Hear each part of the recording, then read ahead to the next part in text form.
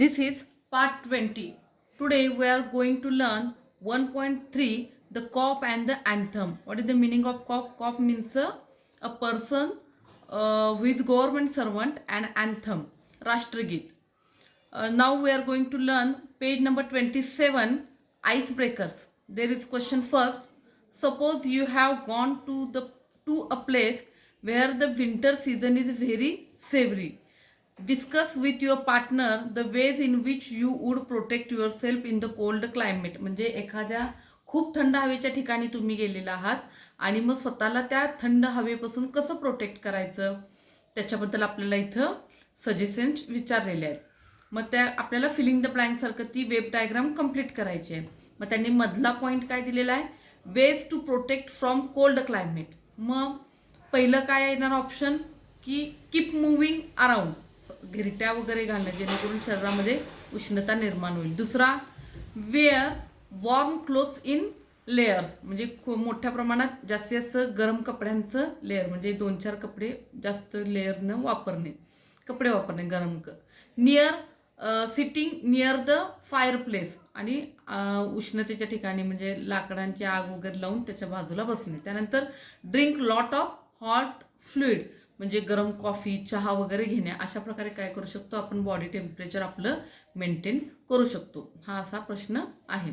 दुसरा प्रश्न, when you see a cop approaching you feel either relieve or scared. Relieve म्हणजे काय, होय बाबा सुटका झालेला आहे, आणि स्केअर्ड म्हणजे काय, खूप भीती वाटणे. एकतर तुम्ही बास हा या वातावरणातून आपण सुटलो अशी एकतर भावना येणार, किंवा भीतीची भावना येणार. Discuss with your partner the situation when you feel relieve or scare. आता रिलीव्ह कुठल्या कुठल्या सिच्युएशनला आपण रिलीव्ह म्हणू शकतोय त्याचं आन्सर द्यायचं आहे, आणि स्केअर कोणत्या सिच्युएशनला होऊ शकते. Relieve, you are walking alone in a dark street. जर तुम्ही एकटे डार्क स्ट्रीटमधून चालत आहात आणि खूप अंधार वगैरे आणि रस्त्याने एकटे जातात, समजा तिथं जर पोलीस दिसला तर तुम्हाला काय हायचं आहे अशी भावना तयार होणार. दुसरं, there is a fight taking place near you, एखादं भांडण वगैरे चालू असेल तर. तिसरं, a group of rough looking people coming forward you. असं खूप अशी रफ लुकिंग म्हणजे डॅश वगैरे डॅशिंग लोक जर तुमच्याकडे येत असतील समोर, आणि समजा जर तिथं पोलीस आले तर तुम्हाला काय होणार, रिलीव्हची फिलिंग होणार. स्केअरला option A, you are riding a bike without a valid driving licence. जर तुमच्याकडं ड्रायव्हिंग लायसन्स नसेल तर तुम्हाला पोलीस जर दिसले तर काय होणार, तुम्ही घाबरणार. You have broken a traffic signal. You have broken a traffic signal. आणि नेक्स्ट काय ना त्याच्यापुढं, you have been involved in a fight. एखादी मारामारी चालू आहे आणि जर पोलीस आले तर काय होणार, तुम्हाला स्केअरची फिलिंग येणार. Question number 3, discuss some of the motivating things that can change a person's life. One is given. आता अशा काही गोष्टी सांगा ज्या तुम्हाला इन्स्पायरिंग असतील, मोटिवेटिंग असतील. म्हणजे तुमची मानसिक अवस्था समजा डिप्रेस आहे आणि तुम्हाला उत्साहवर्धक काहीतरी पाहिजे, की एखादं अशी भावना पाहिजे की बाबा नाहीतर आपण काहीतरी केलं पाहिजे, मग त्याला काय म्हटलं जाते, मोटिवेशन म्हटलं जाते. असं जर असेल तर कोणत्या गोष्टींना तुम्हाला मोटिवेट होऊ शकतात. तर सध्या लेटेस्ट तुमच्या यंग जनरेशनसाठी संदीप माहेश्वरीचे यूट्यूबवर खूप छान व्हिडिओ आहेत. हे एक आता मोटिवेशनल त्यांच्याकडून स्पीच वगैरे होते. संदीप माहेश्वरी हा पर्सन यंग जनरेशनसाठी मोटिवेशन देण्यासाठी, स्पीच देण्यासाठी फेमस आहे सध्या आपल्या ह्याच्यामध्ये, करंट सिच्युएशनमध्ये. मग याला काय म्हणतं, आपण संदीप माहेश्वरीचे व्हिडिओ ऐकतोय. खूपशे या जनरेशनमधली मुलं त्यांना प्रश्न विचारतात त्यांच्या जनरेशनचे, त्यांच्या मेंटली सिच्युएशनबद्दल वगैरे, आणि त्यांच्याकडनं मोटिवेशनल छान स्पीच मिळते आणि मुलं इन्स्पायर होत आहेत त्यांच्या लाईफपासून, त्यांच्या स्पीचपासून. मग अशा प्रकारे तुम्ही कुठले कुठले ऑप्शन्स आहेत तुम्हाला की स्वतःलाच मोटिवेट करून घेऊ शकताय. मग त्यात काय आहे, A, listening to and inspiring speech. Inspiring म्हणजे उत्साहवर्धक वगैरे आशावादी असे स्पीच ऐकणं. दुसरं, reading motivating books and biographies of great people. महान व्यक्तींच्या सक्सेसफुल बायोग्राफीज, त्यांना कशा डिफिकल्टीज आले, त्यांनी कसं काय फेस केलं, ह्या प्रकारे त्यांचं काय करू शकतोय, बुक्स वाचू शकतोय. Reading इपिक्स and religious books, observing successful or happy life. अशा प्रकारे आपण काय करू शकतोय, एखाद्याच्या आयुष्याचा अभ्यास करून किंवा ऑब्झर्वेशन करून मोटिवेशन घेऊ शकतोय. Now we are going to learn page number 28. O. Henry, writer of this lesson. The name of the lesson is The Cop and the Anthem, and writer is O. Henry. Lifespan is 1862 to 1910. William Sidney Porter, an American writer, is better known by his pen name O. Henry. Pen name म्हणजे काय? पेट name, त्याचं टोपण नाव. He was a voracious reader since childhood. म्हणजे काय? तो खूप असा अभ्यासू, असा भुकेला असा तो रीडर होता. म्हणजे त्यांना वाचण्याची खूप भूक होती. प्रचंड प्रमाणात त्याचं वाचन होतं. He started a humorous weekly the Rolling Stone and when the venture fail he join the Houston Post as a reporter, chemist and occasional cartoonist. The story The Cop and the Anthem is one of the O. Henry's well-known stories. To describe his style of writing, people have often used the term smile with tears, which implies his twisted way of thoughts and the ending in almost every story. In this story, the main character Soapy is a vagabond and a person with criminal background. He makes different plans to re-enter to the prison. आता आपल्याला इथं लेखकाविषयी माहिती सांगितलेली आहे. ते कशा प्रकारचे लेखक होते हे आपल्याला इथं सांगितलेलं आहे. त्यांचा लाईफ स्पॅन सांगितलेला आहे. आणि आता जी स्टोरी आपण शिकत आहोत, जी वाचणार आहोत, त्या स्टोरीबद्दल इथं एक्सप्लेनेशन दिलेलं आहे. As he has no shelter, no protect himself from the severe winter, the story ends in an unexpected way. O. Henry has depicted Soapy's futile attempts to get arrested in a very humorous vein. The Cop and the Anthem is about the freedom and confinement. Initially, Soapy feels that there is freedom from miseries and worries. In confinement, the notes of Anthem transfer him from within and he resolved to work hard. Sophie faces the irony of fate at the moment he realizes the real freedom lies in a virtuous life. He is taken into confinement. म्हणजे ह्या स्टोरीचा सारांश काय, कशा प्रकारे ती story develop होत गेली आणि त्याचा एंड काय झाला हे आपल्याला इथं सांगितलेलं आहे. Now I am giving you the introduction about the O Henry and about the lesson. O Henry is an American writer. His real name was William Sidney Porter. Most of his stories had a twisted ending. The story The Cop and the Anthem is one of the O. Henry's well-known stories. In this story, the main character Soapy has a criminal background. He makes different plans to re-enter prison as he has no shelter to protect himself from the severe winter. The story ends in an unexpected way. Initially, Soapy feels that there is an easy living in prison. The notes of an anthem transfer him and he resolves to work hard. The irony of fate is that the moment he realizes he wants to lead an honest life, he is arrested. Like this, we have understood about the story and the writer. I am giving you the meaning of new words in this paragraph. There are some new words. First is voracious, VORACIOUS, wanting a lot of. VORACIOUS, voracious, wanting a lot of. म्हणजे भूक असणे, ज्ञानाची भूक असणे, वाचनाची म्हणजे प्रचंड प्रमाणात त्याच्याबद्दल अट्रॅक्शन असणे आणि ते किती करू किती नको अशा प्रकारे काय असणे, चांगल्या गोष्टीची भूक असणे. होरॅसियस रीडर म्हणजे काय, त्याला खूप असं वाचनाची आवड होती प्रचंड प्रमाणात. Next occasional, OCCASIONL, occasional, not very often म्हणजे काय, कधीतरी. Occasional, not very often. Depicted, DEPICTED, past participle of depict. Describe somebody, depict means what, describe somebody, रेखाटन करणे, त्याचं चित्र त्याच्याबद्दल माहिती कशी देणे, शब्दांमध्ये त्याचं रेखाटन करून सांगणे, त्याला काय म्हणे, रेखाटन करणे. Futile, FUTILE, futile, having no success, useless म्हणजे काय, अपयश, failure. Futile, FUTILE, futile means failure. Vein, आता व्हेन म्हणजे काय, आपल्या शरीराची नाडी, नस actually. One of tube which carry blood, म्हणजे काय नसांमध्ये नस.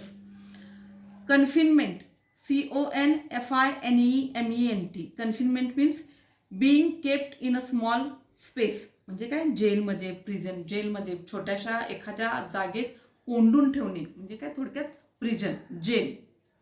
व्हिर्टस VIRTUOUS virtuous. Behaving in a morally good way. Behaving in a morally good way म्हणजे काय चांगला, मॉरली म्हणजे सद्गुणी, सद्वर्तन करणारा व्यक्ती. अशा प्रकारे ह्याचं एक्सप्लेनेशन येऊ शकते. अशा प्रकारे आपण रायटरबद्दल माहिती जाणून घेतलेली आहे. त्या पॅरेग्राफमध्ये येणारे न्यू वर्ड्स घेतलेले आहेत.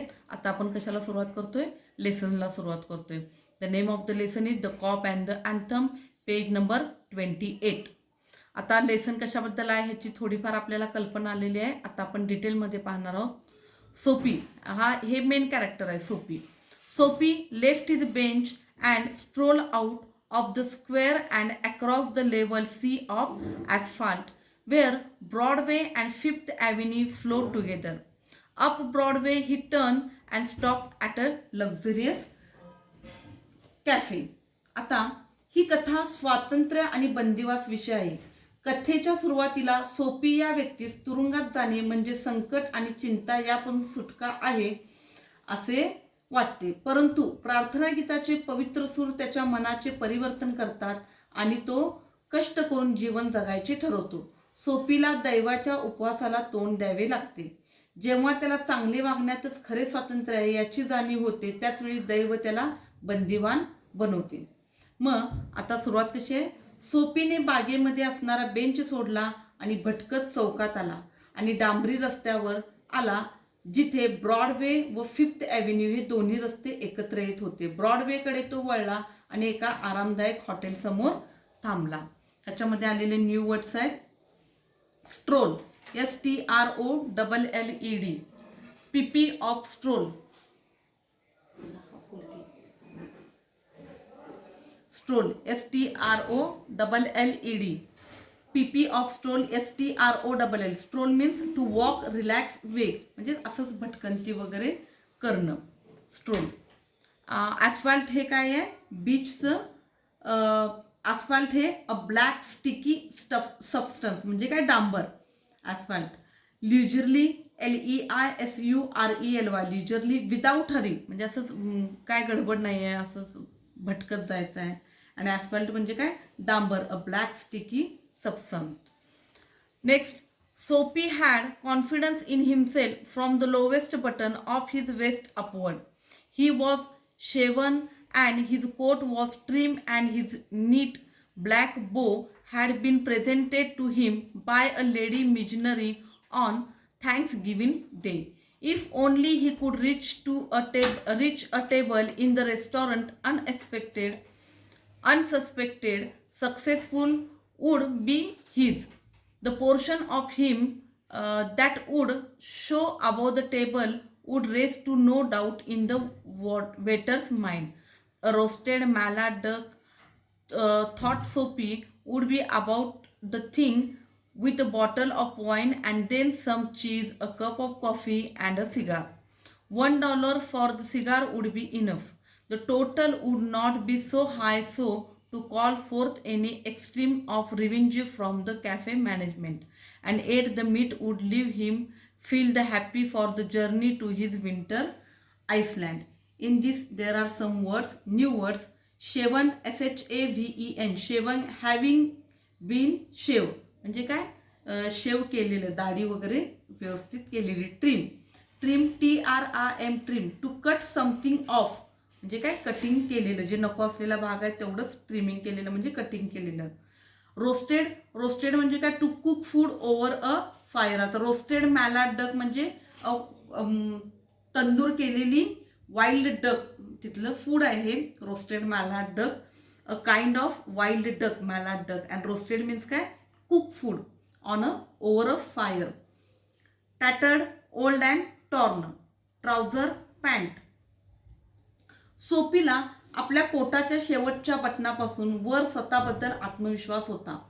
तिथून खाली कोट फाटलेला होता. त्याने दाढी केलेली होती. त्याचा कोट नीटनेटका होता. त्याने त्याला थँक्स गिव्हिंग डे या सणादिवशी एका ख्रिस्ती धर्मगुरू स्त्रीने दिलेल्या काळ्या रंगाचा बो गळ्याजवळ लावले होते. जर तो कोणालाही संशय न येता हॉटेलमधील टेबलापर्यंत पोहोचला तर त्याला यश मिळणार होते. टेबलाच्या वर दिसणारा भाग वेटरच्या मनामध्ये शंका निर्माण करू शकत नव्हता. सोफीने विचार केला की भाजलेले मलाड जातीचे बदक, दारूची एक बाटली, थोडंसं चीज, एक कप कॉफी आणि सिगारेट त्याला मिळणार होती. सिगारेट आणण्यासाठी $1 पुरेसा होता. एकूण होणारे बिल हे तितकेसे जास्त होणार नव्हते की ते हॉटेलचे व्यवस्थापक टोकाचा बदला घेतील आणि तरीही त्याला मटण खायला मिळणार होते आणि अटक होऊन त्याला विंटर आईसलँड या ठिकाणी तुरुंगात टाकले जाणार होते. म्हणजे काय, सोफीचा इथं प्लॅन होता की एका हॉटेलमध्ये जायचं, थोडे पैसे द्यायचे आणि मागवायचं, पैसे दिले आणि काय करणार होता हा तो हॉटेलचा मॅनेजमेंट काय करणार होता की बाबा त्यानं बाकीचे पैसे दिलेले नाही आहेत त्याच्याकडनं आणि ऑर्डर वगैरे करेपर्यंत त्याला सक्सेसफुल येणार होतं, कारण की त्याची पर्सनॅलिटी ठीकठाक, बाबा तो बिल पेड करू शकेल अशी आहे अशी वाटण्याजोगी होती. त्यामुळे त्याला कॉन्फिडन्स होता की आपण काय करायचं आहे की त्या हॉटेलमध्ये जायचं आहे, आपल्याला जे पाहिजे ते मागवायचं आहे आणि मागवून झालं की काय करायचं आहे की ज्या ह्याचे पैसे नाही देऊ शकत त्याच्याबद्दल तो आरामात अटक होणार होता आणि हा त्याचा प्लॅन होता. आणि अशा प्रकारे त्याला कुठं जायचं होतं, विंटर आईसलँड या